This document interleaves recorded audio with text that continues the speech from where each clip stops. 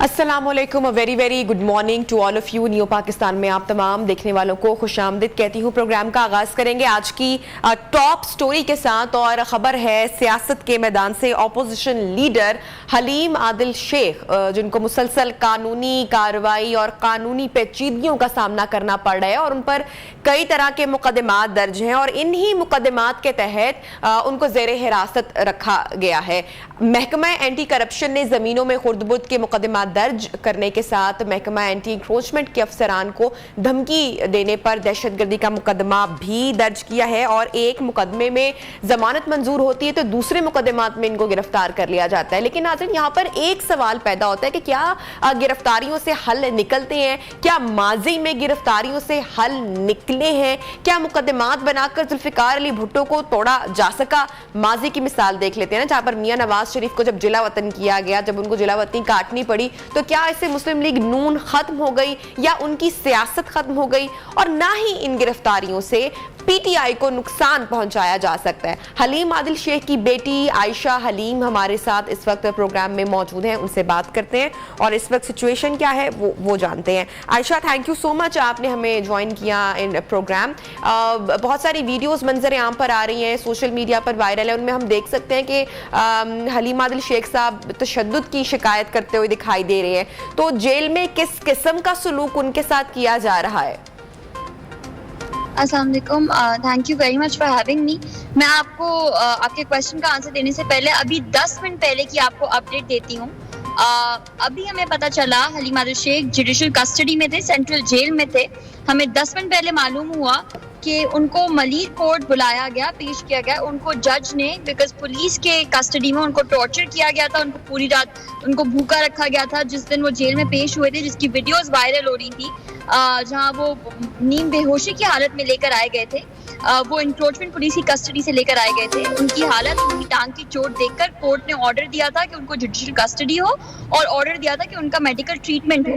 Instead of taking him to the hospital, instead of giving him the medical treatment जो उनको बोला गया है, हलीम आदिल शेख को अभी इस वक्त हमें मालूम हुआ है कि मलीर कोर्ट लेकर आया गया है विदाउट टेलिंग हिज लॉयर्स, क्योंकि वहां पे सरकारी लॉयर्स ने उनकी जुडिशियल कस्टडी जो है वो चैलेंज की है और वापस रिमांड लेनी चाहिए उसी एंटी इंक्रोचमेंट इदारे के पास जिसने हलीम आदिल शेख को पहले टॉर्चर किया, पहले हरास किया, पहले उनको तकलीफें पहुंचाई, पहले उनको भूखा रखा गया, जो उस हालत में, नीम बेहोशी की हालत में उनको कोर्ट में पेश किया गया था। तो फर्स्ट एंड फॉरमोस्ट मैं ये बताना चाहती हूँ कि ये कौन सा कानून है कि आप सुबह सुबह बगैर बताए चोर दरवाजों से, छुपे हुए दरवाजों से उनको आप कोर्ट लेकर आते हैं ताकि उनको लास्ट टाइम आपकी कब उनसे मुलाकात हुई या कब आपकी उनसे बातचीत हुई एंड उन्होंने क्या कहा आपसे?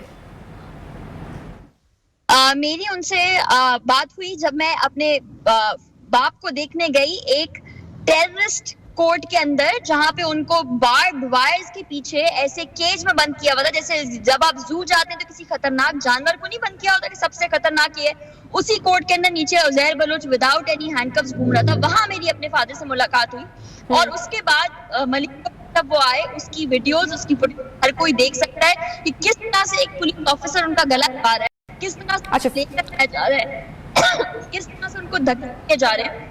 हलीम आदिल शेख के ऊपर कोई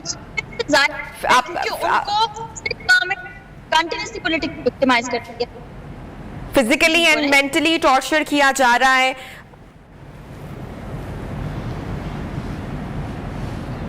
Ayesha ji, hello ji Ayesha, can you hear me? आप मुझे सुन पा रही हैं? जी, आई कैन हियर। अच्छा आयशा, आप ये बता रही हैं कि उनको फिजिकली और मेंटली इन बोथ वेज उनको टॉर्चर किया जा रहा है। मैं आपको ये बता रही हूँ कि उनको वो तो किया जा रहा है and that is a result of this systematic political victimisation. क्योंकि आप किसी को विदाउट एनी क्राइम प्रूवन, जिसके ऊपर कोई चार्ज प्रूव नहीं हुआ हुआ, उसके ऊपर केस पे केस करे जाते हो। कोर्ट आपको, ये कोर्ट के ऑर्डर्स ऐसे होते हैं जिसमें कोर्ट बोलती है कि आपने इनके खिलाफ जो केस किया है वो इलीगल है। कोर्ट के ऑर्डर्स वो बोलते हैं जिसमें कोर्ट बोलती है कि इनका अरेस्ट इलीगल है। कोर्ट बोलती है कि इसमें तो क्रिमिनल केस बनता ही नहीं है। कोर्ट हमें बेल ग्रांट करती है, वो जेल से निकलते हैं, आप उनको जेल की विसिनिटी से अरेस्ट कर लेते हैं। वो एक केस में निकलते हैं, आप दूसरे में अरेस्ट कर लेते हैं। और ये जो केसेस हैं ये कम्प्लीटली बेसलेस, कम्प्लीटली बोगस है। हलीम आदिल शेख लाइव चैनल पे देते हैं इंटरव्यू, देने बैठे हुए होते हैं, तो वो टाइम ऑफ इंसिडेंट लिखा रहता है 10:45 को लाइव चैनल पे बैठे होते हैं, उनको बोलते हैं कि हलीम आदिल शेख टेररिज्म इंसाइट कर रहे थे, लोगों को धमकियां दे रहे थे। हलीम आदिल शेख के ऊपर केस कर दिया जाता है किसी भैंसों के बाड़े का, जहाँ पे जो को अक्यूज के साथ वो कोई PMLN के लीडर्स हैं जो अभी चेयरमैन का इलेक्शन लड़ रहे हैं, जो उनके खिलाफ ओपोनेंट थे, मतलब उनका नाम नहीं, हम गूगल करते हैं नाम कि भाई ये जो को अक्यूज है ये है कौन। हमें इस तरह के केसेस में, इस तरह के केसेस में इन्गल्फ किया जा रहा है, उसका कोई रिलेशन ही नहीं है उनसे। एंड वन बाय वन ये कौन से केसेस हैं जो 3 साल पुराना क्राइम कमिट हुआ, हलीम आदिल शेख के ऑपोजिशन लीडर बनने के बाद उस पे केस होता है, रिजीम चेंज के ऑपरेशन के बाद उस पे केस होता है, क्राइम तो 30 साल पुराना। आपने कुछ आयशा, पाकिस्तान तहरीके इंसाफ की क़यादत या उनकी लीडरशिप से आपका राब्ता हुआ है, बातचीत हुई है? What are they saying to you? क्या कह रहे हैं? हमारी लीडरशिप हमारे साथ कॉन्स्टेंटली है, हमारे साथ डे 1 से वो कनेक्ट। लेकिन सिंध में मसला ये है कि सिंध में तो जंगल का कानून है ना, जिन सिंध में इन्होंने जो अपनी एक डायनेस्टी लगाई हुई है, जो सिंध में इनकी एक रूल है, जो ये समझते हैं कि यही खुदा है और यही फिरौन है और इन्हीं से सब कुछ चलता है। तो सिंध में मसला ही सारा ये है ना कि अफसर भी इनके लगाए गए हुए, मिनिस्टर्स भी इनके, लॉ भी इनका, इनके ऊपर कोई लॉ नहीं चलता। आप उन लोगों को देखें जो खुद इतने दुनिया के सबसे बड़े करप्ट लोग आगे बोलते हैं कि हलीम आदिल शेख ने करप्शन की, जिसके खिलाफ एक कोई करप्शन का आउंस प्रूव नहीं हुआ होगा। हमारी leadership is constantly with us and I am very. कौन आपसे राब्ते में है? खान साहब से आपकी बात हुई या मुलाकात हुई? हमसे सब राब्ते में हैं और इंशाल्लाह बहुत जल्द खान साहब से हमारी मुलाकात भी होगी। हमारे MPs MNA हलीम आदिल शेख से हमसे उनसे मिलके भी आए हैं। वो तो उनको जब अरेस्ट कर रहे थे I'm so sorry, उनको चोटें लगी हैं क्योंकि वो उस बख्तर गाड़ी पर लटके हुए थे। MNA फहीम खान साहब, हमारे MPA राजा अजहर साहब, उन्होंने रोका है, पूछा कि हलीम आदिल शेख कहाँ लेके जा रहे हो, तो पुलिस ने उन पर तशद्दुद करके उनके ऊपर भी FIRs काट दी। So I am very thankful not just to our leadership but also to the party workers जो साथ खड़े हैं हलीम आदिल शेख के, एक बंदा, एंड ऑल्सो पूरी मीडिया का जो हमारी बात एम्पलीफाई करती है, हमसे अपडेट्स लेती है, हलीम आदिल शेख की आवाज बनती है। एंड आई एम वेरी थैंकफul क्योंकि अकेले तो कोई जंग नहीं लड़ सकता। अच्छा आयशा, क्या आपका अब कमिंग प्लान क्या है, लायहा अमल क्या है, क्या करना चाह रही है, क्या सोच रही हैं? PTI की जो क़यादत, लीडरशिप आपके साथ इस वक्त आपके सपोर्ट में है, तो क्या करने वाली हैं आप? हलीम आदिल शेख एक हकीकी ऑपोजिशन है सिंध हुकूमत के लिए, एक हकीकी ऑपोजिशन लीडर है जो कोई लीडर बन के नहीं चल रहा। वो चीज एक्सपोज करते हैं जो किसी की हिम्मत नहीं होती करने के लिए। जब उनमें हिम्मत है तो उनकी फैमिली में, उनकी पार्टी के लोगों में, उनके साथियों में भी उतनी हिम्मत है। तो जिस हिम्मत से वो पिछले 2.5-3 साल से इन ऑपोजिशन में लड़ रहे थे, उसी हिम्मत से हम भी उनके लिए लड़ रहे हैं और हर फोरम पे जाके लड़ेंगे। हम कोर्ट्स में लड़ रहे हैं क्योंकि हम जुडिशरी की बहुत रिस्पेक्ट करते हैं, हम जुडिशरी सुप्रीमेसी पे बिलीव करते हैं और कोर्ट्स हमें रिलीफ भी देती हैं। कितना जुल्म करेंगे ये लोग, कहाँ तक जाएंगे? कंप्लीट स्टेट ऑफ लॉलेसनेस तो है सिंध में, लेकिन हम अपनी फाइट को स्टॉप नहीं करेंगे। हलीम आदिल शेख के साथ पूरा पाकिस्तान खड़ा है, उनके साथ पूरा सिंध खड़ा है, सिंध का बच्चा खड़ा है, पाकिस्तान का बच्चा खड़ा है। और देखिए, एक पॉलिटिकल एलीट जो समझती है कि वो अनटचेबल है, तो अब तो ये सबने देख लिया, इनकलाब के बाद सबने देख लिया, इस रिजीम चेंज के बाद सबने देख लिया कि इनके असल चेहरे क्या हैं। तो इनका टाइम बहुत कम रहता है। अगर ये समझते हैं कि ये ऑल लिविंग है और ये खुदा ना खास्ता कोई खुदा बन के इस प्रोविंस पे मुसल्लत हुए हैं, तो इनका टाइम बहुत Arsha, I am sure I can understand कि आप पर और आपकी फैमिली के लिए this is a very tough time, ये एक थोड़ा सा मुश्किल और चैलेंजिंग सिचुएशन है। So have some patience. और जो एक सियासी तर्ज या जो एक सियासत का जो तरीका हम अपनी मुल्की सियासत में देख रहे हैं, जिसको अपनाया जा रहा है, या जो एक कहेंगे कि पॉलिटिकल कल्चर बनकर जो एक चीज़ सामने आ रही है, उभर रही है, गिरफ्तारियां हो जाना, बेजा मुकदमात या केसेस बना दिए जाना, उनकी प्रॉपर तफ्तीश होनी चाहिए, उनकी तहकीकात होनी चाहिए और उसका एंड रिजल्ट फिर पूरी कौम के सामने, अवाम के सामने रखा भी जाना चाहिए। बेबुनियाद केसेस बनाकर किसी भी पॉलिटिकल पर्सनालिटीज पर इसका कोई एंड रिजल्ट नहीं मिलता है। Thank you so much Ayesha Haleem, आपने हमें ज्वाइन किया इन न्यू पाकिस्तान प्रोग्राम। मिलेंगे इसके साथ एक छोटी सी ब्रेक और ब्रेक के बाद आपको ज्वाइन करेंगे। Stay with us.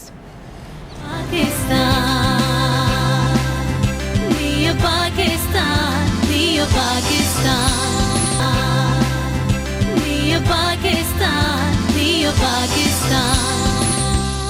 बिस्मिल्लाहिर्रहमानिर्रहीम।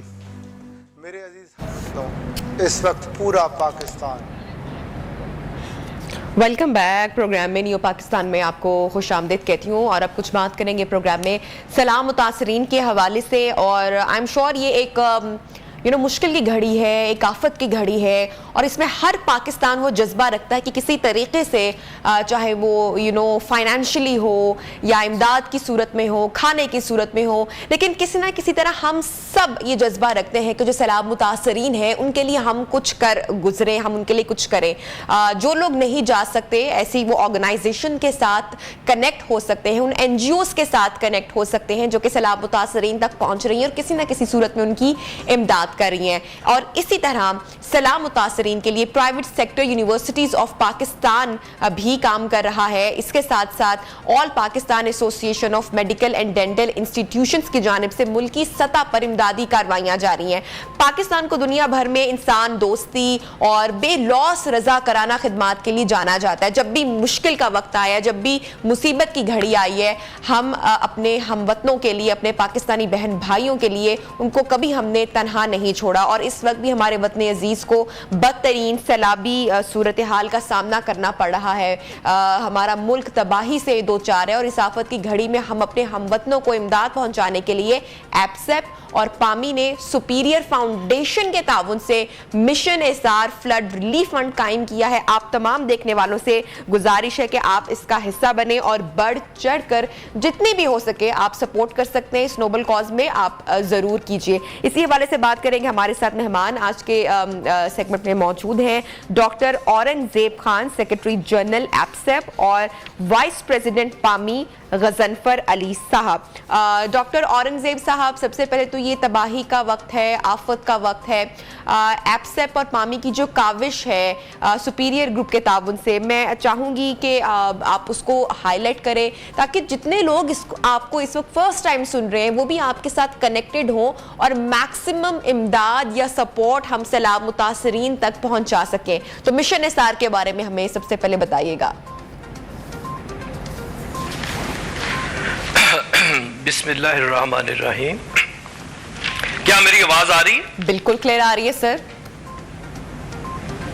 अच्छा, इहदिनस सिरातल मुस्तकीम, हमें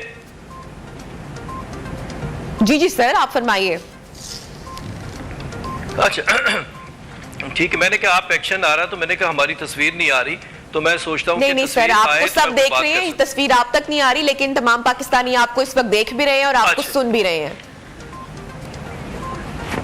ठीक है, तो इहदिनस सिरातल मुस्तकीम, इंसान को आखिरकार मजबूर होकर कहना ही पड़ता है कि ऐ अल्लाह तू ही हमारी सही रास्ता दिखाने वाला है। तो मैं आपसे ये कहना चाहता हूँ कि आज ये जो प्रोग्राम किया जा रहा है पाकिस्तान की उस कौम को बनाने के लिए, पाकिस्तान के जो फ्लड से तबाही बर्बादी जो हुई है उसके सारे फैक्ट्स एंड फिगर्स जो आपके सामने हैं, तो हम चाहते हैं कि हमारी यूनिवर्सिटी दीवान यूनिवर्सिटी, तो मैंने जब ये इसार प्रोग्राम स्टार्ट किया एप्सेप ने, तो मैंने अपने चांसलर दीवान यूसुफ फारूकी साहब से रिक्वेस्ट की कि हम इस वक्त बहुत मुश्किल दौर में जा रहे हैं। तो उन्होंने सबसे पहले ये काम शुरू किया कि हम पाकिस्तान में ये थर का एरिया और बदीन का एरिया, लाड़काना, सांगड़, वहाँ पर हमने 550 डबल वाले जो टेंट हैं वो उनको हमने दिए हैं और रोज़ाना हम उनको राशन दे रहे हैं और पकी हुई देगे जो है थर में हम भेज रहे हैं। तो ये रिक्वेस्ट उन्होंने एक्सेप्ट कर ली कि हमारी आल पाकिस्तान प्राइवेट एसोसिएशन जो है वो इस प्रोग्राम का पार्ट बनना चाहती है और सिंध में हमने मतलब ये काम स्टार्ट ऑलरेडी कर दिया है। ये चौधरी अब्दुल रहमान साहब जो हमारे चेयरमैन हैं, ये उनकी वसातत से हुआ कि इतना बड़ा काम उन्होंने स्टार्ट किया है। और मैं यहाँ ये भी कहना चाहूँगा कि हमारे चेयरमैनी की जो HEC के चेयरमैन है, उन्होंने इस नाजुक वक्त पे फौरन वाइस चांसलर्स कमेटी की मीटिंग कॉल की और वो जानते थे कि अगर पाकिस्तान को मुश्किल दौर से लाया जा सकता है तो एजुकेशन रेवोल्यूशन से ही लाया जा सकता है। तो सारे जितने हमारे वाइस चांसलर्स उस कमेटी में आए, उसमें भी सबसे ज्यादा एप्सप की बात हुई। हर किसी ने एप्सप के इस काम को बहुत अप्रिशिएट किया। तो मैं आपसे कहूंगा कि ये जो पढ़े लिखे लोग हैं, जितने वाइस चांसलर्स हैं, ये पाकिस्तान को कभी मुसीबत में आने ही नहीं देंगे। अगर कोई आफतें आ सकती हैं, कोई मुसीबतें आ सकती हैं, तो ये इनको इस तरह से उन सारी चीजों से निकाल सकते हैं। तो हमें एजुकेशन की तरफ ज्यादा तवज्जो देनी चाहिए और पाकिस्तान का जो एजुकेशन सिस्टम है इसे हमें स्ट्रॉन्ग करना चाहिए। अगर आज एप्सप है तो सिर्फ एजुकेशन ही की वजह से है कि हमारी एप्सप जो है इसमें सारे पाकिस्तान के जो प्राइवेट हमारी यूनिवर्सिटी हैं उनके वाइस चांसलर्स हैं, उन्होंने बनाई है और ये एक बहुत बड़ा और बड़ा स्ट्रॉन्ग जो प्लेटफॉर्म है पाकिस्तान में मिला है। और चौधरी साहब जो है इसको इस तरह से दिन रात मॉनिटरिंग भी कर रहे हैं, इन चीज़ों को देख भी रहे हैं और सारे लोग देखते हैं कि अगर इस तरह से पढ़े लिखे लोगों ने काम शुरू किया है तो पाकिस्तान का फ्यूचर, पाकिस्तान की चीज़ें बहुत ही बेहतर हो सकती हैं। और मैं आपसे भी कहता हूँ, इस चैनल को भी कहता हूं कि आपकी भी बड़ी मेहरबानी कि आप इसके ऊपर प्रोग्राम कर रहे हैं। मेहरबानी वाली या शुक्रिया वाली तो ये कोई बात नहीं, मेरे ख्याल से ये हमारा फर्ज बनता है। और मैं बार बार बात करती हूँ कि मीडिया का तो फर्ज है और इसको हम जिम्मेदारी से आगे लेकर चल रहे हैं, लेकिन उसके साथ साथ ये हर उस पाकिस्तान का भी फर्ज है जो इस मुल्क को अपना मुल्क समझता है। और अगर आप थोड़ा सा भी उसमें कंट्रीब्यूट कर सकते हैं तो मेरे ख्याल से वो खुदा की नज़र में बहुत बड़ा है। गजनफर अली साहब, आपसे मैं जानना चाहूंगी, जो अब नुकसान हो चुका है उसको पूरा करने के लिए कितने फंड्स दरकार होंगे? बड़े पैमाने पर कौन से इकदामात in future, in long term आप करने का इरादा रखते हैं? पामी की जानिब से मैं पूछना चाहूंगी आपसे। सबसे पहले तो जी बहुत शुक्रिया, आपने मुझे मौका दिया अपने चैनल के जरिए। जहाँ तक ताल्लुक है फंड्स का, तो ये तो जो एस्टीमेट हम सुन रहे हैं ये तो 20 अरब से ज्यादा का वो है, ज्यादा का प्रोजेक्ट है। अब ये तो मेरा ख्याल ये है कि अभी जो कुछ हम देख रहे हैं ये तो टिप ऑफ द आइसबर्ग है, क्योंकि इस वक्त तो पानी की सतह ऊपर है और लोगों को हम वहाँ बहुत सी जगहों तक अभी तक रिलीफ टीमें बड़ी मुश्किल से पहुंची हैं, या कई जगहों पे पहुंचना अभी भी मुश्किल है। ये तो जिस वक्त इसके आफ्टर इफेक्ट्स आएंगे, जो लोग बेघर हो गए, लोग बेरोजगार हो गए, फसलें तबाह हो गई, जानवर मर गए, बच्चे मर गए, तो ये उसके बाद इनकी रिहेबिलिटेशन का जो काम है, इनका रोजगार, इनको घर प्रोवाइड करना, इन लोगों की जो बीमारियां हैं, जो लोग जख्मी हो गए, इन सब चीज़ों को देखना, इन लोगों को हॉस्पिटल्स तक पहुंचाना, तो ये 20 अरब से ऊपर का काम है। ठीक, अच्छा, इस वक्त आप क्या समझते हैं कि सबसे मोस्ट इम्पोर्टेंट चीज़ क्या है in form of donation, in form of support, खाना पहुंचाना, या लॉन्ग टर्म प्लानिंग होनी चाहिए मेडिकल कैंप्स के हवाले से? इस वक्त जो मुस्तलाब मुतासरीन हैं उनकी अगर फर्स्ट प्रायोरिटी या ज़रूरत की बात की जाए तो वो इस वक्त क्या है?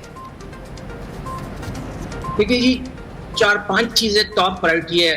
कैश है, टेंट्स हैं, ब्लैंकेट्स हैं, कपड़े हैं और खाना है। खाने में इट्स ड्राई फ्रूट, क्योंकि आप उनको ड्राई फ्रूट ही पहुंचा सकते हैं। चने जिस तरह हो गए, चीनी हो गई, गुड़ हो गया, इस तरह के आइटम, बिस्किट्स हो गए, चाय हो गई, ये आइटम जो आप उनको पहुंचा सकते हैं। और मेडिसिन्स, और उसके अलावा जो एक बड़ी इंपॉर्टेंट चीज़ है कि हम उनको क्लोरीन और ऐसी चीज़ें पहुंचाएं जिससे वो अपने पानी को साफ कर सकें। इस वक्त वो लोग पानी में डूबे, लेकिन उनके पास पीने के लिए पानी नहीं है, जिस वजह से गैस्ट्रोएंटेराइटिस और दूसरी बीमारियां भी अभी बहुत ज्यादा फैल गई। और ये बहुत ज्यादा साफ पानी की दस्तयाबी बहुत मुश्किल है इस वक्त सैलाबज़दा इलाकों में, जिसकी वजह से जो पेट की और जो दीगर बीमारियां वो फूट रही हैं, बढ़ रही हैं।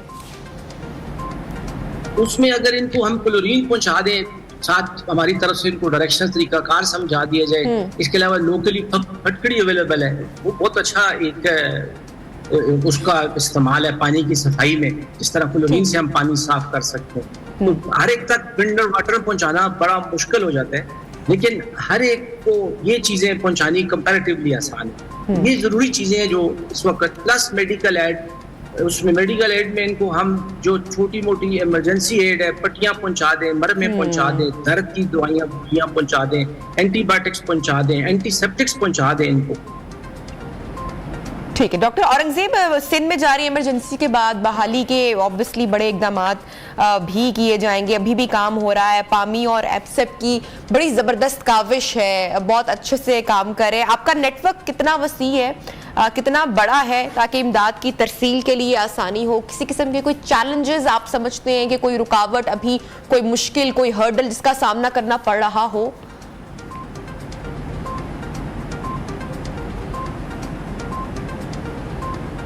जी डॉक्टर औरंगजेब, मेरा आपसे सवाल है। हेलो जी डॉक्टर औरंगजेब, मेरा आपसे सवाल है। देखिए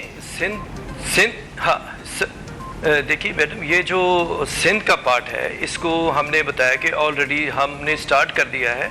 हमारे चांसलर जो है यूसुफ दीवान साहब जो हैं, उनके रेफरेंस से, क्योंकि उनसे हमने रिक्वेस्ट की कि हमारा एफसेप जो है ये सारे काम कर रहा है, तो उन्होंने इन पे ट्रस्ट भी किया और इसकी वजह से तकरीबन 2.5 करोड़ से ज़्यादा हमारे पैसे खर्च हो गए हैं। उन्होंने जो इसके ऊपर सारी फंडिंग की है।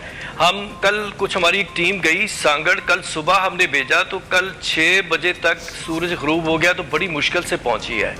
तो मैं आपको ये कहना चाहता हूँ, आपकी वो बात बिल्कुल ठीक है, हर पाकिस्तानी का फर्ज है, लेकिन अब हर पाकिस्तानी का फर्ज यानी फंड देने की बात नहीं है, उसकी सारी एफर्ट्स जो है इस वक्त हमारे को करनी बड़ी ज़रूरी है।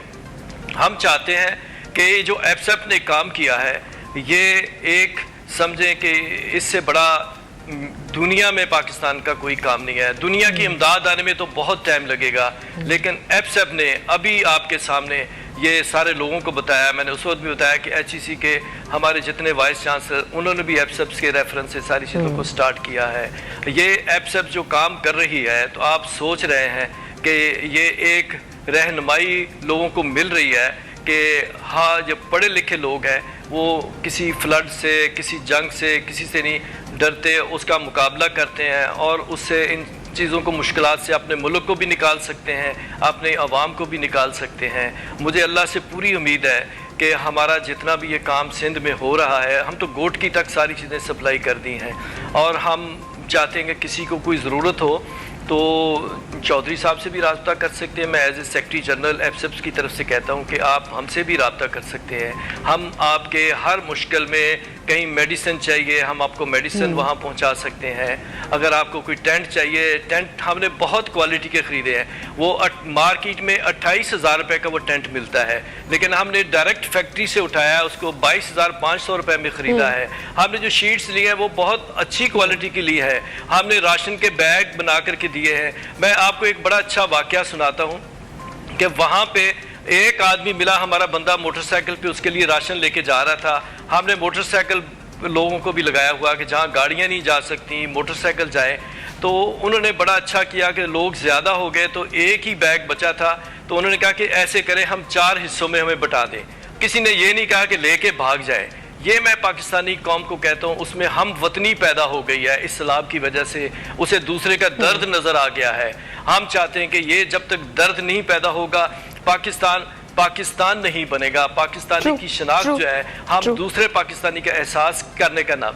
True. Doctor Ghazanfar, coming back to you, students की एक बड़ी तादाद है जो कि बिलोंग भी करती है और पहुंच भी रहे हैं तलबा। पामी के नेटवर्क से हमें मालूम पड़ा कि बहुत सारे जो स्टूडेंट्स हैं वो पाकिस्तान को बचाने के लिए, हमारे मुल्क को बचाने के लिए, जो सलाम मुतासरीन हैं उनके सपोर्ट के लिए, उनकी मदद के लिए इस वक्त ऑन ग्राउंड मौजूद है, फील्ड में मौजूद हैं, पहुंच रहे हैं हर जगह। मैं स्टूडेंट्स की, तलबा की इस काविश पर, उनके जज्बे के हवाले से जरूर आपका कमेंट लेना चाहूंगी। देखिए जी, ये बहुत अच्छी आपने बात की है, क्योंकि सबसे पहली बात ये है कि एक जज्बा होगा तो लोग आगे बढ़ेंगे। और मैं तो रियली अप्रिशिएट जो जज्बा मैं देख रहा हूँ इस कौम में। खैर, पाकिस्तानी कौम हमेशा मुश्किल में खड़ी हुई है। हमारी 75 साल की हिस्ट्री में हम ये चीज़ देखते आए हैं। जिस तरह हम बच्चों को, यंगस्टर्स को, यंग डॉक्टर्स को देख रहे हैं, जिस तरह उनके एफर्ट्स चल रहे हैं, जिस तरह हर कोई अपने आप को वॉलंटियर कर रहा है, तो वो ये शानदार है, ये बहुत अच्छा है। और इसमें जो हमारी पामी है, इसार के साथ मिलके जिन्होंने काम शुरू किया है, और जिस तरह मैं ये ज़रूर कहूँगा कि जिस तरह हमारे जो पामी के प्रेसिडेंट हैं चौधरी अब्दुर्रहमान साहब जी, जिस तरह बिल्कुल शुरू में उन्होंने इस पे आके, अभी मेरा ख्याल है लोग सोच भी रहे होंगे क्या करना है, और वो एकदम आ गए। उनकी एक स्पीच है, आप लोगों के पास भी है, वो आते ही उन्होंने एक बहुत बड़ा काम शुरू कर दिया। इसार आ गया, पामी आ गई, पामी की मीटिंग हो रही है। हमारे कॉलेज से आज तो फंड्स और कैश और काइंड आज यहाँ पे हम अलखिदमत को भेज रहे हैं, क्योंकि कंसर्टेड एफर्ट्स की जरूरत है। बहुत से हमारे बच्चे यंग डॉक्टर्स फील्ड में निकल चुके हैं। अब हम आप अगले 2-4 दिन में हम वो सारी पिक्चर्स भी आपके साथ शेयर करेंगे। लेकिन मैं ये भी बता दूं कि आगे काफी प्रॉब्लम भी आ रहा है, क्योंकि पानी बहुत सी जगहों पे पानी भी है और रोडों का इंफ्रास्ट्रक्चर तबाह हो गया है, पुल टूट गए हैं, ये पहाड़ी इलाके हैं, इनमें ये मसाइल भी आ रहे हैं। सर क्या पैगाम देना चाहेंगे आप, क्या गवर्नमेंट को भी कोई मैसेज देना चाहेंगे जिन चैलेंजेस का खासकर आप तस्करा करें, जो आने वाले वक्त में जिनका सामना भी हो सकता है, ताकि आपको किसी न किसी सूरत में सपोर्ट भी मिले ना इस नोबल कॉज के लिए? तो आप क्या कहना चाहेंगे, क्या पैगाम देना चाहेंगे? ये बहुत अच्छा क्वेश्चन आपका जी। बात ये है कि सबसे पहले तो हुकूमत का तो फर्ज है तो हमें सेहत और शेल्टर और ये चीज़ें प्रोवाइड करना, ये तो कॉन्स्टिट्यूशन में एक शहरी का राइट भी है। और हुकूमत भी अपना जो उनका बस चल रहा है, हम देख रहे हैं, हुकूमत भी सारा कुछ कर रही है। और इस वक्त हम मुसलमान हैं, हमारे सामने मिसालें मौजूद हैं। हमारे जिस वक्त मक्का से मुहाजिरीन हिजरत करके मदीना मुनव्वरा गए तो लोगों ने उनके लिए अपने घर खोल दिए। इस किस्म के किसी जज्बे की जरूरत है। उस वक्त कौम मर रही, बहुत ज्यादा देखें 2-2.5 करोड़ से ज्यादा लोग अफेक्ट हैं, बहुत ज्यादा डेथ्स हो चुकी हैं, 10 लाख से ज्यादा, बेबी 20 लाख से ज्यादा मकानात डैमेजेस हुए हैं। तो ये तो 47 वाला सीन बन गया है जी। इस मुल्क को नए सिरे से आबाद करना पड़ेगा। इंफ्रास्ट्रक्चर आपका बलूचिस्तान में तो बिल्कुल खत्म हो गया, सिंध में, हमारे इस DPK में आप देखें, कोहिस्तान का इलाका, स्वात का इलाका, मालाकंड का इलाका, हमारे नारायण का खान का एरिया तबाह हो गए। तो ये सारी कौम मिलेगी, इस जज्बे के तहत हम चलेंगे, ये हमारे भाई हैं, ये हमारा फर्ज बनता है एज ए मुस्लिम। तो ये हमारी ड्यूटी है, हम मजहबी भी इस ड्यूटी के बाउंड है। और मुझे उम्मीद है और मेरी अपील भी है कौम से कि इसमें सब लोग शामिल हों। और अल्लाह ताला से हम दुआ करते हैं, अल्लाह ताला इसको आसान करे हमारे मुल्क के लिए, और अल्लाह ताला इसी बहाने हम एक बहुत बड़ी यूनिटी कायम करें। Doctor Ghazanfar, coming back to you, last comments.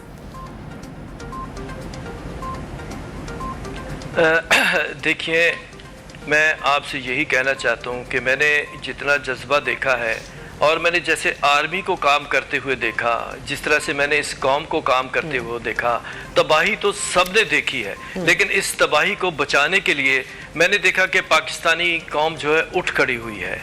और ये मुझे लगता है कि आइंदा फ्यूचर में पाकिस्तान को बहुत स्ट्रॉन्ग पाकिस्तान बना देगी।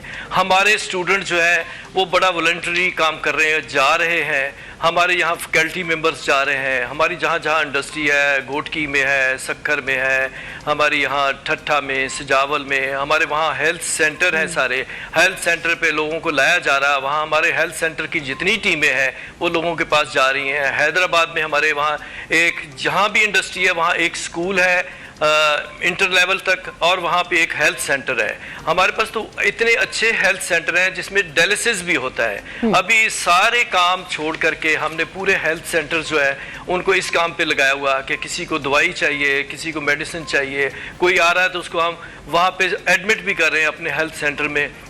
क्योंकि मैं चाहता हूँ कि ये पहली दफ़ा ये मीडिया का भी रोल है और गवर्नमेंट का बहुत अच्छा रोल है। हमारी फौज है, उसने इतना अच्छा काम किया, इतना अच्छा काम किया, आप सोच भी नहीं सकते।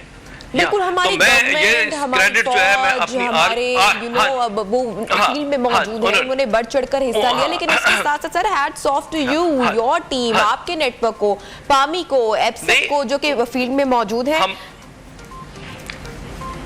नहीं, उनको सपोर्ट किया है, आर्मी ने स्टॉप किया है, गवर्नमेंट ने सपोर्ट किया। अगर हम काम इतनी आज़ादी से कर रहे हैं तो इसके पीछे हमारी सपोर्ट आर्मी की है, इसके पीछे हमारी सपोर्ट गवर्नमेंट की है। मैं चाहता हूँ, ये पहली दफ़ा देखा है कि पूरे पाकिस्तान में ये कौम इस तरह से उठी है कि इसको कोई सलाब नहीं तबाह कर सकता। ये जो अगर तबाहकारियाँ हुई हैं इसको इंशाल्लाह हम बिल्कुल और अच्छे तरीके से आबाद करेंगे, लोगों को बिल्कुल एजुकेशन की तरफ ला करके और मॉडर्न चीज़ें लेकर के आएंगे। शायद अल्लाह ताला ने हमारी वो ओल्ड चीज़ें जो है उसको इसी तरह से डिस्ट्रॉय करना था, लेकिन अब हम जितनी चीज़ें बनाएंगे हम उनको नए अंदाज से बनाएंगे। Thank you so much doctor Ghazanfar Ali. आपका डॉक्टर औरंगजेब खान हमारे साथ मौजूद थे, बहुत शुक्रिया। आप प्रोग्राम में आपने हमें ज्वाइन किया और जो पामी और एप्सिप की सुपीरियर फाउंडेशन के तावन से जो कोशिश की जा रही है सैलाब ज़दगान की मदद के लिए, उनके सपोर्ट के लिए बहुत बहुत शुक्रिया। आप उस बारे में हमें बता रहे हैं तो इतनी एफर्ट आप कर रहे हैं। ये हम सब का मुल्क है और ये हम सब पर इस वक्त आफत पड़ी है, तो जितना हो सके हमें सैलाब मुतासरीन सैलाब ज़दगान तक पहुंचना चाहिए और उनकी मदद ज़रूर करनी चाहिए। प्रोग्राम में वक्त हुए ब्रेक का, ब्रेक के बाद आपको ज्वाइन करेंगे। Stay with us.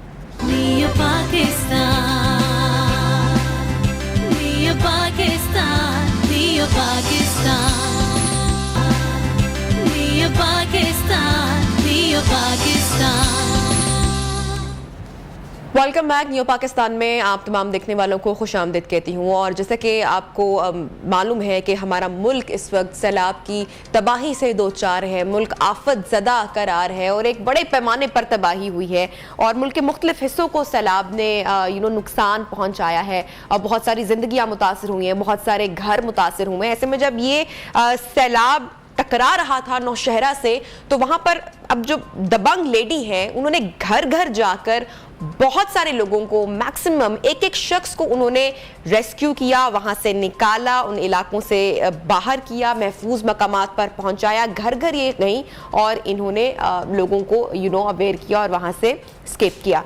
मैं किसी और की बात नहीं करी। आई एम श्योर सोशल मीडिया पर आपने भी इनका तस्करा, इनका चर्चा बहुत सुना होगा। मैं बात कर रही हूँ नौशहरा की एडिशनल डिप्टी कमिश्नर कुरतुलैन वजीर, जिनको अब दबंग लेडी का टाइटल दे दिया गया है वहाँ के लोगों की जानिब से और सोशल मीडिया के लोगों ने। उनसे बात करते हैं। थैंक यू सो मच, आपने ज्वाइन किया हमें प्रोग्राम में। सबसे पहले मैडम, सैलाबी सूरत हाल में जो इंतजामात की जो सूरत हाल है, मैं आपसे जानना चाहूंगी उस हवाले से। रहमान रहीम, मैं एडिशनल डिप्टी कमिश्नर कुरतुलैन वज़ीर नौशहरा में तैनात हूँ। देखिए जी, अभी जो हमारा जो है स्टेज है वो रिहेबिलिटेशन का स्टार्ट हो चुका है। रिलीफ कैंप्स जो थे हमारे टोटल 70 रिलीफ कैंप्स थे, जो कि अब 7 रिलीफ कैंप्स में रह गए हैं। काफ़ी सारे फैक्ट्रीज जो है, जो हमारे भाई बहन थे उन्होंने मूवमेंट कर ली, अपने घरों में चले गए हैं। अभी हमारे पास मेडिकल कैंप्स जो थे पहले 15 थे और अभी हमारे पास 13 रह गए हैं। तो इस तरह जो है हमारे रिलीफ कैंप 7 रिलीफ कैंप्स में जो है हमारे पास टोटल जो है 3500 जो है फैक्ट्रीज अभी भी मौजूद है। बाकी जो लोग जिन्होंने मूवमेंट की अपने घरों में, अभी जो है रिहेबिलिटेशन का स्टेज शुरू हो गया है। इसमें जो है हम मकामी लोगों की जितनी भी अभी शिकायत होती हैं कि उनके घर में अभी भी पानी खड़ा है, अभी कीचड़ खड़ा है, मड है उनके घरों में, तो हमारी जिले इंतजामिया की तरफ से डिप्टी कमिश्नर साहब ने प्रॉपर्ली डायरेक्शन इशू किए हैं कि हमारा टीए में जो है, हमारा एडी लोकल गवर्नमेंट जो है, हमारे CNW हाईवेज हैं, इसके अलावा हमारी रेस्क्यू 1122 है, तो ये सारे महकमे जो है एंगेज हैं सफाइयों में। अभी अगर कहीं पे रोड जो है कोई ब्लॉक हुआ है तो CNW हाईवेज जो हैं उसमें एक्टिव हैं, रोड साफ करा रहे हैं। इसके अलावा TMS जो है बाज़ारों में, गलियों में और जितनी भी स्ट्रीट्स हैं वहाँ की सफाइयाँ करें ताकि लोगों को घरों के अंदर जाने में मुश्किलात ना हो। तो रिहेबिलिटेशन के सेंटर अल्हम्दुलिल्लाह की कार्रवाइयाँ अभी जारी हैं और हमारे महकमे इस फील्ड में जो है एक्टिव हैं। अच्छा मैम, सोशल मीडिया पर आपको काफी सराहा जा रहा है, आपने घर घर जाकर दस्तक दी और वहां से लोगों को आपने बर वक्त निकाला, क्या कहेंगी आप? हाई अलर्ट इशू हुआ था, बल्कि वेरी हाई अलर्ट इशू हुआ था 3 साढ़े 3 बजे रात को, क्योंकि हम जाग रहे होते हैं। हमें पता था कि हमारे जो है फ्लड्स की इस तरह की इंटीमेशन एनी टाइम हो सकती है। तो जब हमें ये इशू हुआ तो डिप्टी कमिश्नर साहब ने जो है फौरी जो है हमारी इमरजेंसी मीटिंग कॉल की, जिसमें हम तमाम महकमे जो है 21-22 महकमे हम सब जो है प्रेजेंट थे। इरीगेशन डिपार्टमेंट का मैं बहुत शुक्रिया अदा करना चाहूँगी। इरीगेशन डिपार्टमेंट के एक्सीएन साहब ने बहुत ही पॉजिटिव रोल अदा किया, जो शरीन साहब हैं, इकबाल साहब हैं, हमारे मजहर भाई हैं, उन्होंने प्रॉपर्ली एक जो उनकी वहाँ से वाटर फ्लो की जो है रिपोर्टिंग होती थी वो प्रॉपर्ली हमसे ग्रुप में शेयर करते थे और हम मेट डिपार्टमेंट की और PDMA की जो है जितनी भी हमारे पास वाटर फ्लो की रिपोर्ट्स आती थी हम प्रॉपर्ली उसको चेक करते थे और हम देखते थे कि काबुल रिवर का लेवल कितना हाई है, स्वात का जो है ख्वाजा खेला रिवर जो है वहाँ से कितना क्यूसेक आ रहा है, इसके अलावा हमारे तरबिला डैम का और वर्सिक डैम का, तो ये प्रॉपर्ली हम चेक रखते थे कि हमने किस तरह इसको जो है हमने कंट्रोल करना है। इसके बाद आपने कार्रवाइयों की बात जो की है, तो जो ज़ाहिर है जब हाई अलर्ट हो गया था तो हमारे बहुत सारे इलाके ऐसे थे जहाँ लोगों ने बिल्कुल ही इनकारी हो गए थे, वो रिफ्यूज़ कर रहे थे, वो बाहर जो है घरों से नहीं आ रहे थे। बजाय मैंने नॉकिंग भी की, लेकिन नॉकिंग मेरे काम ना आई। फिर मैंने मसाजिद में ऐलान भी करा है कि ज़िले इंतज़ामिया की तरफ से कुर्रतुल-ऐन वज़ीर एडिशनल डिप्टी कमिश्नर खुद आपके जो है गाँव आई है। मैं ऐलान करती हूँ कि आप पे जो है हाई फ्लड्स आ रहे हैं, मेहरबानी करके अपनी कीमती जानी और माली जो है सामान जो है वो मूव करें, अपने जानवरों को मूव करें इससे पहले कि जो है सैलाब का रेला आप लोग पे आए। तो उसके बाद जो है कुछ लोगों ने मूवमेंट शुरू कर दी, लेकिन कुछ ऐसे जो थे जो बिल्कुल रिफ्यूज़ कर रहे थे, वो अपने फसलों को नहीं छोड़ना चाहते, अपने घरों को नहीं छोड़ना चाहते, अपने जानवरों को मूव नहीं कर रहे थे। तब जाके जो है मैंने मुझे यही लगा कि अगर लोग इसी तरह नॉन सीरियस रहे तो नुकसान मेरा ही होगा, इंतज़ामिया का ही होगा। तो उस नुकसान से बचने के लिए जो है फिर मैंने डंडा भी उठाया, मैंने गुस्सा भी किया और लोगों को और आपने ठीक किया। आपका ये गुस्सा जायज भी था क्योंकि लोग ऑब्वियसली जो सूरत हाल पैदा होती है उससे इतने अवेयर नहीं थे। आपको हमने इतना मोटिवेटेड देखा, इतना जज्बा, इतना हौसला, इतने कम वसाइल के बावजूद दीद नहीं था। इस बारे में बताइए। उनके साथ तो वज़ीर लिखा हुआ है, तो वज़ीर तो ट्राइबल होते हैं, आपको पता है कि हम वज़ीर जो है दिलेर भी होते हैं, बहादुर भी होते हैं और अल्हम्दुलिल्लाह जो है अपनी जितनी भी ड्यूटी होती है वो ईमानदारी से करते हैं। मेरे सारे ऑफिसर्स ने ईमानदारी से ड्यूटी की है। मेरे असिस्टेंट कमिश्नर उमर जो है उन्होंने बहुत अच्छा किरदार अदा किया, उन्होंने बहुत सपोर्ट किया है। मलीहा जो है असिस्टेंट कमिश्नर पबी, उन्होंने बहुत ही अच्छा काम किया है। साथ में असिस्टेंट कमिश्नर मरियम बख्तावर। देखें ये एक टीम वर्क है। मैं तमाम डिपार्टमेंट का नाम इसलिए लेना चाहती हूँ कि मेरे बहुत सारे महकमों ने हमारे इस ऑपरेशन को सक्सेसफुल किया है। उसमें एरिगेशन है, मेरा PDMA है, मेरे रेस्क्यू 1122 के हैं। पाकिस्तान आर्मी ने बहुत ही अहम किरदार अदा किया। पिरसाबाग में जब पानी आ गया था और हम जो है वहाँ पे बोट्स अवेलेबल नहीं थे तो पाकिस्तान आर्मी ने ही आके जो है वहाँ बोट्स के थ्रू एवैक्यूएशन कराई है। अच्छा, सैलाब में आपका घर भी मुतासिर हुआ है, कितना नुकसान हुआ? मेरे तो 3 बच्चे हैं, 2 मेरे बेटे हैं, एक छोटी बेटी है। तो फैमिली में आपके हस्बैंड जब कोऑपरेटिव होते हैं तो फिर फैमिली चलती है आगे। जब मुझे पता चला कि मेरे पास कुछ ही टाइम है, 3-4 घंटे हैं, तो 3-4 घंटों में मैंने अपना घर समेटूं या फिर मैं नौशहरा में जाके अपनी ड्यूटी परफॉर्म करूं, तो ये मेरे लिए थोड़ा मुश्किल हो गया था। तब जाके जो है मैंने अपने हस्बैंड की हेल्प ली। मैंने अपने हस्बैंड से कहा कि आप जो हैं आए, अपने मेरे बच्चों का ख्याल रखें और मेरे घर का ख्याल रखें। कुर्रतुल-ऐन वज़ीर साहिबा नौशहरा से हमारे साथ मौजूद थी। प्रोग्राम में वक्त हुआ हेडलाइन ब्रेक का। Stay with us.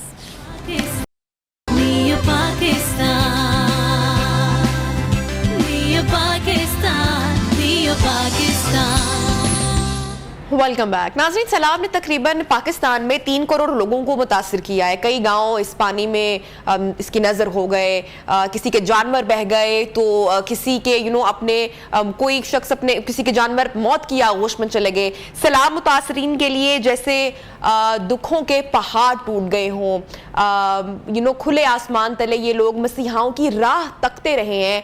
सरों पर अपना जो बचा कुचा माल था, जो रह गया था, वो उठाकर नई जिंदगी की शुरुआत करने के ये लोग मुंतज़िर हैं। लेकिन कौन इनकी मदद को आएगा? सैलाब ने इनका सब कुछ तबाह कर दिया है। शहर, गांव, खेत, अस्पताल, सड़कें, सब कुछ पानी में बह चुका है। शायद उनकी मुश्किलात का अंदाजा हम या आप ना लगा सकें, शायद उनके दर्द पर मरहम ना रख सकें, लेकिन हम उनकी आवाज बन सकते हैं, हुक्काम आला तक उनकी आह पहुंचा सकते हैं। आज के हमारे प्रोग्राम है इन नियो पाकिस्तान हैदर फाजिलपुर से। उनसे हम बात करते हैं क्या सिचुएशन है, क्या मुश्किलात हैं, क्या चैलेंजेस हैं, ये हम हैदर से जानने की कोशिश करते हैं। हैदर, शुक्रिया आपने ज्वाइन किया। आई एम श्योर ये एक मुश्किल का वक्त है, तकलीफ और आफत की घड़ी है। क्या इस वक्त सूरत हाल है फाजिलपुर में? फाजिलपुर में जब पानी दाखिल हुआ उस वक्त सुबह के 5:25 पर, ये जो मेरा घर है इधर जहाँ पर आप पीछे पानी देख रहे हैं, यहाँ पर 5:25 पर पानी पहुँच गया था। इससे थोड़ी सी मैं आपको पीछे से इसकी बैकग्राउंड बताता चलूँ कि जुमे का दिन था, 1:15 पे तकरीबन हमें इतला मिलती है कि रेलवे स्टेशन का जो बंद है उसमें शगाफ पड़ चुका है। तो हम फौरी तौर पर वहाँ पर पहुँचे तो हमने देखा कि वो पानी इंडस हाईवे से इंडस हाईवे की तरफ जा रहा था, इधर से गुजर के रेलवे लाइन को तोड़ के। तो इससे आगे शहर को बचाने के लिए कुतुब कैनाल का एक हिफाजती पुश है, तो तकरीबन 30-40 साल से ये पुश्ता ही हमें इस शहर को बचा रहा है, क्योंकि फ्लड हमारे साल हर साल हमारे इलाके में आता है ये। जब भी बारिशें होती हैं, मानसून की बारिशें होती हैं, जब भी बारिशें हो तो ये पानी इधर से गुजरता है। ये एक तैयब ड्रेन बनी हुई है पहाड़ों से, तो ये पानी उधर से क्लोज होकर ताकि आबादी को नुकसान ना पहुंचे। ये फाजिलपुर से ऊपर से होता हुआ इस बंद हिफाजती बंद से ऊपर होता हुआ तो ये सीधा दरिया सिंध में जा गिरता है। तो वही जो फ्लड इफेक्टिव हैं, उधर पानी जब ओवर होता है, थोड़ा बहुत नुकसान होता है, तो शहर हमेशा बच जाता है हमारा फाजिलपुर का। लेकिन इस दफ़ा बदकिस्मती हमारी कि बस पानी उधर से जो ही टूटा है, तो फिर हमने उधर जब मौके पर पहुंचे तो हमने अपनी मदद आपके तक लोगों को लगा के तो हमने वहाँ पर मिट्टी डलवाना शुरू कर दिया। फिर हमने साथ ही 15 पर DPO साहब को और DC साहब, AC साहब, फ्लड कंट्रोल रूम वैसे चल रहा था, तो उधर हमने इतला दी कि हमें फिल फौर इधर मशीनरी भिजवाएँ और अफरादी कुव्वत भिजवाएँ ताकि इसको हिफाजती पुश्ते को, कुतुब कनाल की हिफाजती पुश्ते को कमज़ोर है, इसको मजबूत करें ताकि फाजिलपुर की शहरी आबादी को नुकसान ना पहुँच सके। तकरीबन 2, 2.5, 3 घंटे के बाद जो मशीनरी पहुँची है वहाँ पर, तो वहाँ पर एक सियासी बंदे ने उसको अपने रकबे पे ले गया। पहले मेरा रकबा महफूज करे, शहर को बाद में देख लेंगे। जब 2.5-3 घंटे उधर ज़ाय किए, उस वक्त ऊपर से फिर बारिश शुरू हो गई। जब बारिश शुरू हो गई तो फिर मशीनरी भी नहीं आगे काम कर सकती थी। 2.5-3 घंटे के बाद जब मशीनरी, तो उस वक्त पानी बहुत ज़्यादा ओवर हो चुका था। तो वहाँ से फिर हम लोग भागे इधर अपने घरों की तरफ आए हैं। तो आगे से फिर मशीनरी इधर लगाई है आके हमारी, जो मेरे जो पीछे आप देख रहे हैं, तकरीबन यहाँ से ये 200-300 गज के फासले पर फिर मशीनरी ने आके, गवर्नमेंट ने आके इधर बंद बांधना शुरू कर दिया ताकि शहरी यहाँ पर, ये बहुत जहाँ मैं बैठा हुआ हूँ, मैं आपको बताता चलूँ, ये बहुत ज़्यादा गुंजान आबादी है। तो यहाँ पर उन्होंने बंद बांधना शुरू कर दिया अभी ताकि घरों को बचाया जा सके। अब ये उन्होंने तकरीबन 7 बजे इधर से ये काम शुरू किया है, तो 4:30-5 बजे तक हिफाजती पुश्ते को बनाते रहे। लेकिन 5 बजे जब पानी आया तो क्योंकि हिफाजती पुश्ता नया बना। हैदर, मैं आपसे जानना चाहूंगी, अब तक एस्टीमेट लगाना तो आई एम श्योर मुश्किल है, लेकिन कितना माली नुकसान हो चुका? जी, जहाँ पर आप माली नुकसान का अंदाज़ा लगाना तो यहाँ पर बहुत ज़्यादा मुश्किल है, क्योंकि यहाँ पर माली नुकसान तो बहुत ज़्यादा हुआ है। लोगों के 70% तो मकानात बिल्कुल सफ़ाहस्ती से मिट गए हैं, बाकी 30% भी हैं उनमें दरारें पड़ चुकी हैं। आप अंदाज़ा लगाएं कि 12 फुट 10 फुट 12 फुट पानी जब चला हो मकानों में, तो उधर उनका क्या बचना है। बाकी नुकसान का अंदाज़ा ये है कि लोगों की खड़ी फसलें, जानवर, मवेशी, घर का सामान, गाड़ियाँ तक पानी में बह गई हैं। और यहाँ पर मैं आपको ये भी बताता चलूँ कि जानी नुकसान भी हुआ है। तकरीबन 9 से 10 डेथें हुई हैं, जिनमें 4-5 की बॉडियाँ मिली, बाकी तो बॉडियाँ भी नहीं मिल सकी इनकी। अच्छा, अब बेहतर इस नुकसान को पूरा करने में कितना वक्त लगेगा? ये है कि ये कब तक ये दोबारा हो सकेंगे, एस्टेब्लिश हो सके, तो उसमें मैं आपको बता दूं, ये सारा दिहाड़ीदार तबका है। तो इन्होंने ना रुपया जमा करके ये अपनी जमा पूंजी, इनके मकान और ये इनका घर का सामान था, तो ये इसको तो इजाला मसला इनका तो सालों में भी नहीं हो सकेगा अगर ये अपनी मेहनत मजदूरी को अब खाएंगे या मकान बनाएंगे। अगर गवर्नमेंट या NGO तावन करती है तो ये तकरीबन 5 से 6 माह तक। हैदर, जब इलेक्शंस के दिन आते हैं, इंतखाबात की बात होती है, तो ये लोग वोट के लिए तो घर घर पहुंच जाते हैं। क्या अभी भी इस तरह से ये लोग आपकी और इस इलाके में मदद के लिए पहुंचे हैं?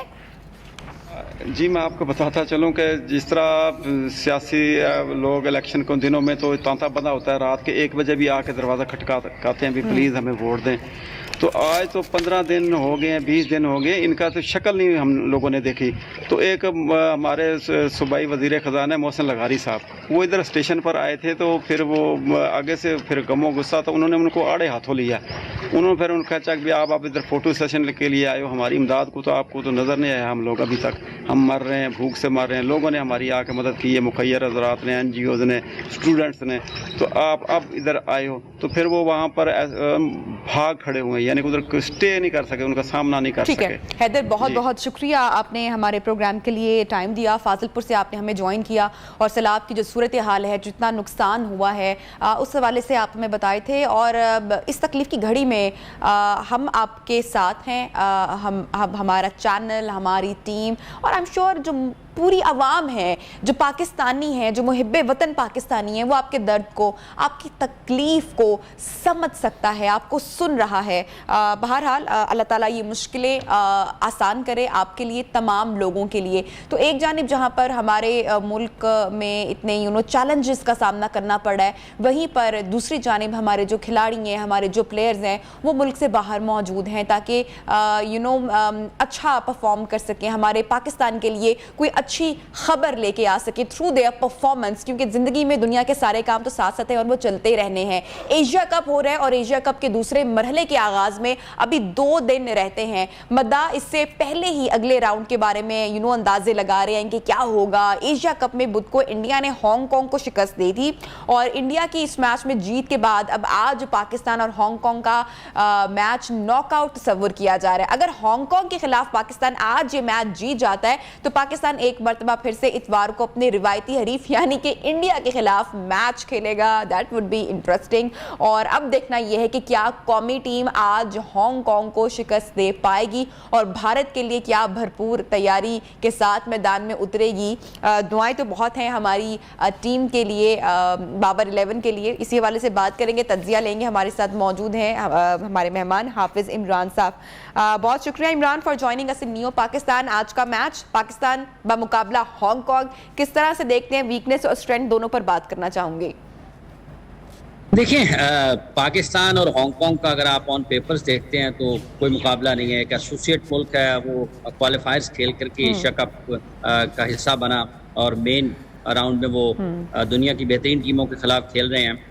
तो उनके लिए तो ये एक सीखने का मरहला है जहाँ पर वो अपने से बेहतरीन टीमों के खिलाफ खेलेंगे। उनको अपनी स्ट्रेंथ का अंदाज़ा होगा और उनको ये पता चलेगा कि जो ऊपर के लेवल की क्रिकेट है उसमें कितनी ज़्यादा आपको मेहनत की, कितनी आपको फिजिकल फिटनेस की और तवज्जो की ज़रूरत होती है, यकसुई की ज़रूरत होती है, आपको किस तरह से अपनी सलाहियतों को बढ़ाने की ज़रूरत है ताकि आप आने वाले वक्तों में दुनिया की बेहतरीन टीमों के खिलाफ न सिर्फ अच्छा खेलें बल्कि मैचेस भी जीत सकें। हांगकांग की अब जो ज़्यादा बात शुरू हुई है एक दो रोज़, उसकी वजह यह है कि उन्होंने इंडिया के खिलाफ 150 से ज़ायद रन स्कोर कर दिए जब वो सेकेंड इनिंग्स में बैटिंग कर रहे थे। फिर उनके कप्तान ने वहाँ पर टॉस जीतकर इंडिया को पहले भी खिलाया। तो 2-3 चीज़ें ऐसी हुई जिसकी वजह से उनकी अप्रोच में लोगों को फ़र्क नज़र आया। फिर जिस तरह से उन्होंने 190 के जवाब में उस टारगेट को अप्रोच किया, उसकी तरफ गए, तो उस हवाले से भी लोगों में ये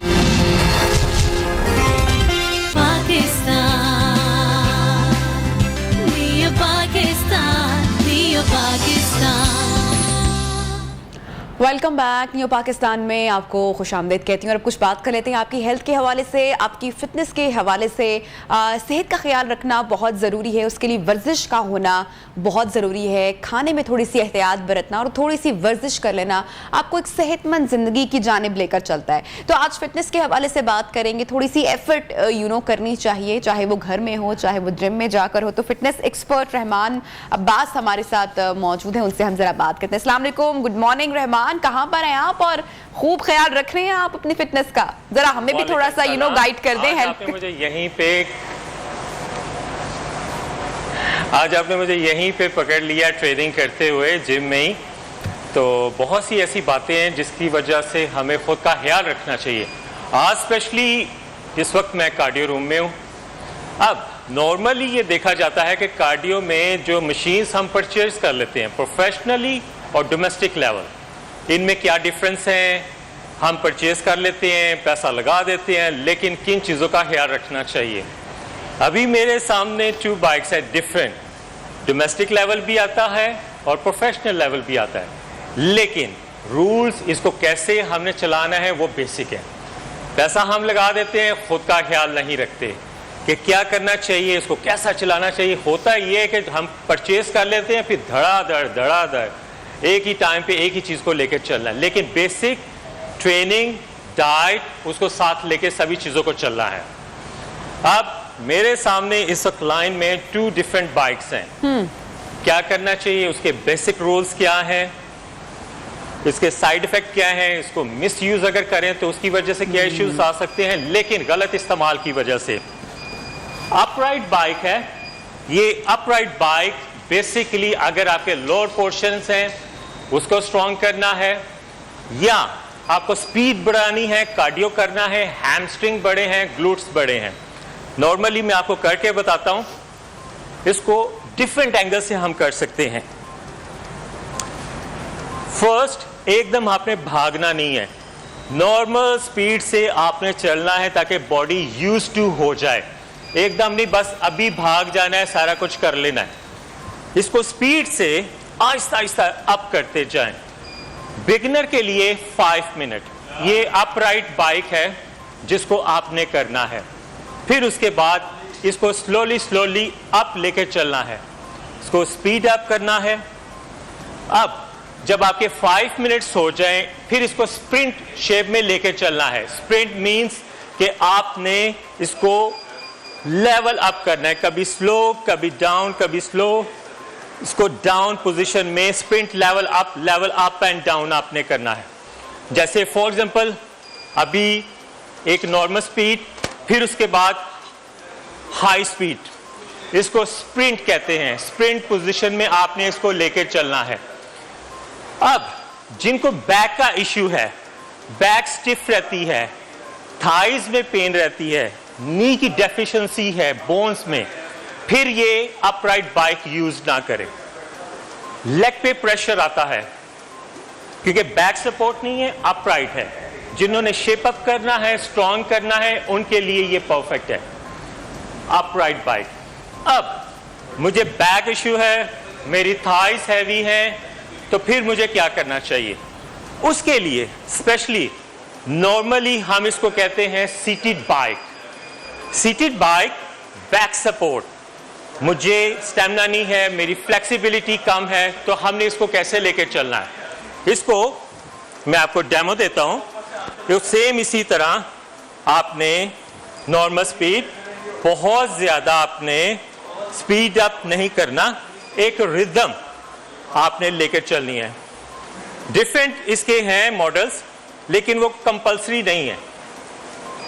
इसको स्पीड अप आहिस्ता आहिस्ता आहिस्ता आहिस्ता आपने स्पीड अप करना है, क्योंकि बैक इशू है, बैक स्टिफ है, थाइज हैवी हैं।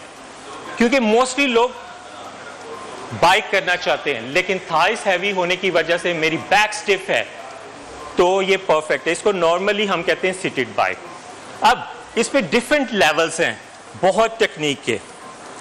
आपने बैक सपोर्ट करें, साइड ग्रिप करें, चेस्ट अप करें, कोर टाइट करें, और आपने कभी स्लो कभी स्पीड, कभी स्लो कभी स्पीड, इस तरह के डिफरेंट एंगल से आपने करना है।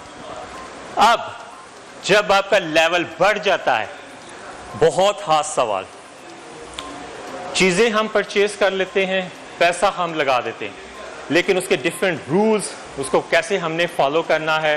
रहमान, मैं इंजरी के हवाले से बात करूंगी। जब हम जिम जाते हैं तो हमें इंजरी, कौन सी गलतियां कर देते हैं, क्या गलत एक्सरसाइज लगाते हैं कि इंजरी हमें हो जाती है, और सबसे ज्यादा कौन सी एक्सरसाइज करते हुए जो सबसे कॉमन इंजरीज हैं वो देखी गई हैं? देखिए, कोई भी जिम हम ज्वाइन करते हैं, सबसे पहले हम भागते हैं कार्डियो रूम की तरफ। कार्डियो रूम में 3 डिफरेंट मशीन्स आपको मिलेंगे, उनमें डिफरेंट मॉडल्स मिलेंगे, ट्रेडमिल मिलेगी, बाइक्स का एक डिफरेंट आपको मिलेगा। अब मिस्टेक क्या होती है? मेरा वेट बहुत ज्यादा है, मैं कोशिश करूंगा कि धड़ाधड़ आज ही खत्म करके चला जाऊं, चाहे मेरी बॉडी का स्टेमिना 2% है। उसमें ये बड़ी कॉमन एक बात है, मेरा वेट ज्यादा है, मैंने जिम ज्वाइन कर ली है, सब फॉर्मेलिटीज पूरी कर ली, मैंने मशीन्स देखी, बस रहमान तूने आज कम करके जाना है, इससे पहले तूने घर नहीं जाना। ये सबसे बड़ी, क्योंकि बॉडी का स्टेमिना आपका 0 है। अब करना कैसे है? 5 मिनट मिनिमम आप स्टार्ट करें, कहीं कुछ भी नहीं भागा जा रहा, स्लोली स्लोली आप इन चीजों को टच करेंगे, लेवल अप होगा। अब बाइक है और डिफरेंट एंगल्स में, इसमें आपने 5 मिनट से इंक्रीज करना है। अब इंजरी फॉर एग्जांपल मैं बाइक की करूं, इसमें कैसे हो सकती है?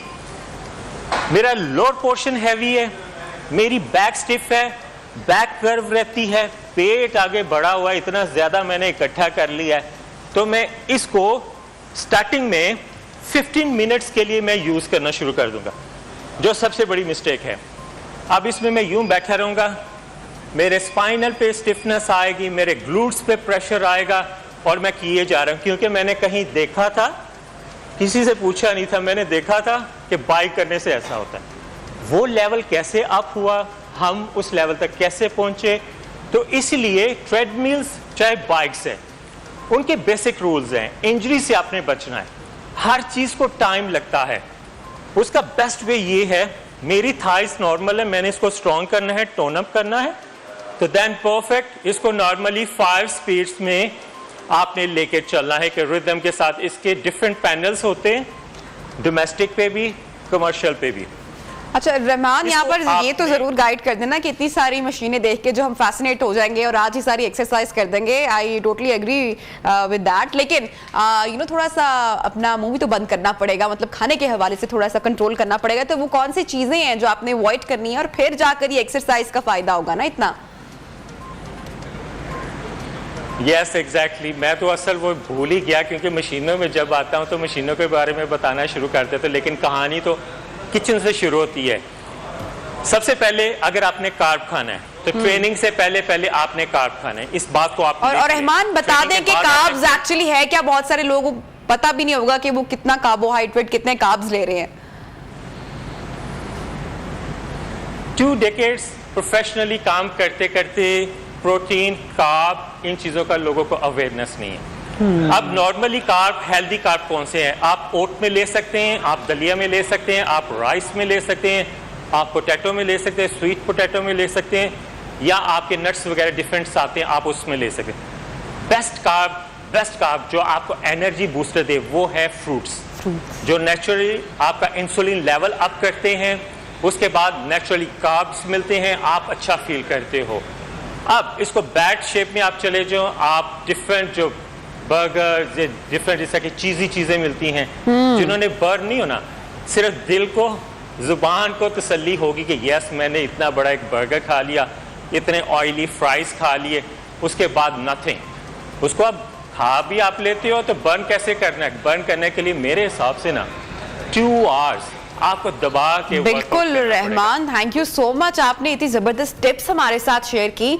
और वाकई जितना मर्जी हम जिम चले जाएं, जितनी मर्जी एक्सरसाइज करें, जब तक आप किचन से इसकी शुरुआत नहीं करेंगे और जब तक अपने मुंह पर वो कहते हैं ना कि ताला नहीं लगाएंगे, तब तक आपको किसी भी हैवी एक्सरसाइज का फायदा नहीं होगा। तो अपना जो खाना है वो भी आप थोड़ा सा यू नो इत्तेदाल के साथ खाएं और उसके बाद एक्सरसाइज करें, वर्जिश करें और आप यू नो एक अच्छी सेहतमंद जिंदगी की जानिब कैसे बढ़ते हैं। चेंजेस आपको कुछ ही दिनों में नजर आना शुरू हो जाएंगे हेल्थ वाइज और एनर्जी के लिहाज से। प्रोग्राम में वक्त हुआ एक ब्रेक का, ब्रेक के बाद आपको दोबारा ज्वाइन करते हैं, साथ रहिए।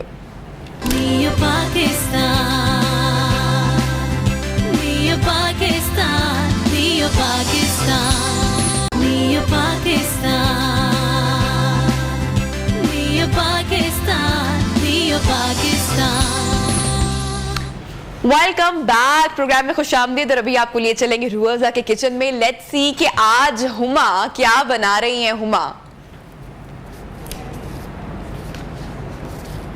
बिल्कुल जी, आज ड्रम स्टिक्स बन रहे हैं, लेकिन ड्रम स्टिक जो है रिवायती ड्रम स्टिक से अलग है और इसके अंदर जो है चिकन तो है ही है, उसके साथ चीज़ भी है और पोटैटोज भी हैं। तो potato and cheese drum sticks हैं और उसको शेप किस तरह से देना है और बनाना किस तरह से, वो मैं आपको बताना शुरू करती हूँ। तो सबसे पहले जी आपने पूरा ड्रम स्टिक ले लेना है और उसको बॉयल कर लेना है। ओवर बॉयल करने के बाद आपने उसके ऊपर से मीट सारा जो है वो उतार लेना है। मीट उतारने के बाद मीट जो है आपने श्रेड कर लेना है, जिस तरह से ये मैंने श्रेड किया हुआ है। ये श्रेडेड जो चिकन है वो लेंगे हम, और साथ में जो है मैंने आलू मैश किए हैं, बॉईल करके मैश कर लिए। तो ये पोटैटोज जो हैं वो जाएंगे इक्वली, जितना चिकन है आपका उतने ही आलू आपने साथ में ऐड कर देने। इसके अलावा टेस्ट के लिए जो है हम ऐड करेंगे इसके अंदर सॉल्ट एंड पेपर, नमक और काली मिर्च, वो आप अपने टेस्ट के अकॉर्डिंगली ऐड कर लीजिए।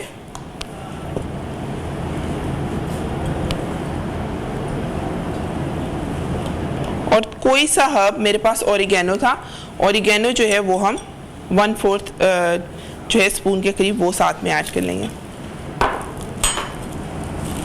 अच्छा, अब इसको हमने कर लेना है अच्छे से मिक्स। और थोड़ा सा ना, जब आपने आलू बॉईल कर लेने, उसको ठंडा करने के बाद जो है ना ये मिक्सचर बनाना है। अगर आप इसको गरम के साथ चिकन के अंदर मिक्स करेंगे तो वो थोड़ा सा ग्रेवी सी बन जाएगी और वो जब हम फ्राई करेंगे तो वो खुल जाएंगे ड्रम स्टिक्स। तो इसलिए ये मिक्सचर जो है ये अच्छे से हम मिक्स कर लेंगे।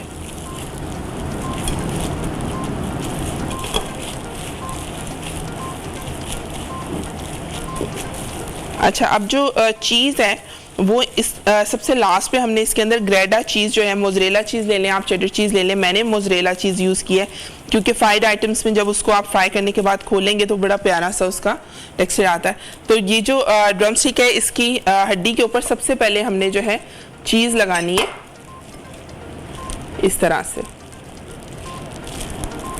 ये चीज़ लगा ली और उसके बाद जो है जो ये मिक्सचर हमने तैयार किया है जिसके अंदर चिकन है और पोटैटोज़ हैं वो ऐड करने हैं। तो ये अब हम इसके ऊपर पोटैटोज़ और चिकन का जो मिक्सचर है वो लगा लेंगे और इसको ड्रम स्टिक की शेप दे लेंगे।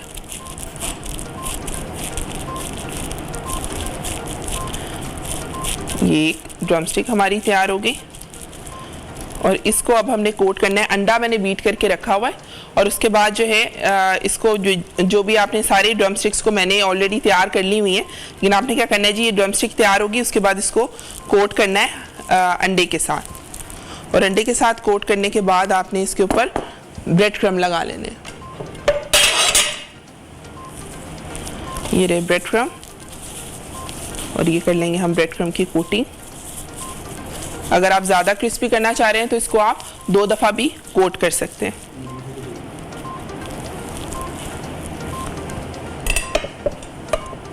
ये इस तरह से अब इसको जो है आप 10 मिनट के लिए ऑलमोस्ट फ्रिज में या फ्रीज़र में ठंडा होने के लिए रख दें ताकि बाइंडिंग जो है वो अच्छे से हो जाए। और जब भी आप फ्राइंग वाली चीज़ बनाएं तो कोशिश करें नबिया कि इसको जो है ना आप थोड़ी देर फ्रीज़र के अंदर रख लें ताकि बाइंडिंग अच्छे से हो जाए। अब ये जो हमने ड्रम स्टिक्स ऑलरेडी बना के मैंने फ्रिज में रखी हुई थी, फ्रीज़ नहीं करनी है आपने, आप इसको बना के फ्रीज़ भी कर सकते हैं, लेकिन फ़िलहाल ये डीफ्रॉस्ट है। तो ये जी हमने इसको कर लेना है फ्राई। नबिया मिक्सचर मेरे पास थोड़ा सा ज़्यादा था तो मैंने क्या किया है कि जो स्टिक्स मिलती हैं, पॉप स्टिक्स मिल जाती हैं हाली, उसके साथ भी जो है आप ड्रम स्टिक जिस तरह के मैंने ये बना के रखा है, तो ये पॉप स्टिक के ऊपर आप ये बॉल बना के लगा लें चीज़ के साथ और जो मिक्सचर है आपका, और उसके बाद इसको आप ब्रेड क्रम्ब लगा लें, कोटिंग कर लें। आप इसे बना के फ्रीज भी कर सकते हैं, बच्चों के लंच बॉक्सेस में भी दे सकते हैं। मतलब ये हमें बहुत सी ऐसी आइटम्स चाहिए होती हैं जो ना सिर्फ मेहमानों को भी हम सर्व कर सकें और बच्चों को भी लंच बॉक्सेस में दे सकें।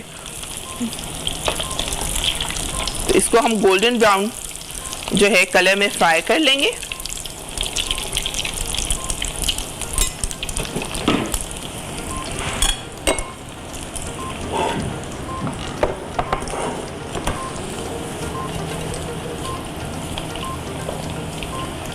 किसी भी जो है डिश में अभी हमने इसे डिश आउट करना है और साथ में जो है आप केचप के साथ या कोई सी सॉस बना के आप इसको सर्व कर सकते हैं। बस अब हम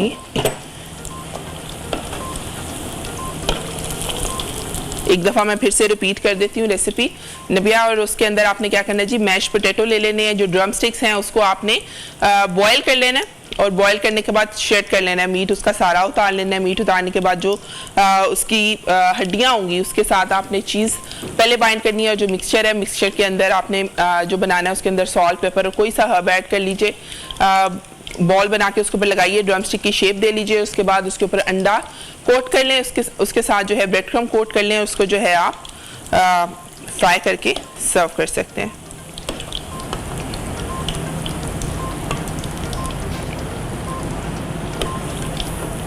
ये हो गई हैं जी हमारी पोटैटो चीज़ ड्रम स्टिक्स रेडी। तो ये ज़रा रिवायती ड्रम स्टिक्स है नबिया, डिफरेंट थी, तो ये लें जी, या बाकी की भी मैं फ्राई कर लेती हूँ उतनी देर में। तो ये आज नबिया छोटी सी रेसिपी थी, बहुत ही क्विक सी, बहुत खूब। आप भी जरूर ट्राई करेंगे। बिल्कुल बिल्कुल, क्यों नहीं, हम ट्राई करेंगे। इतनी मजे की खुशबू आ रही है, इतनी जबरदस्त और टेस्टी लग रही है। So thank you so much for sharing drum stick की जबरदस्ती रेसिपी। स्नैक टाइम है, आप लोग भी जरूर ट्राई कीजिएगा और ट्राई करने के बाद अपना फीडबैक शेयर करना मत भूलिएगा। वीकेंड है, अपना बहुत सारा ख्याल रखिए, इंजॉय कीजिए। इंशाल्लाह मंडे को आपसे होगी दोबारा मुलाकात। अल्लाह हाफिज। Pakistan.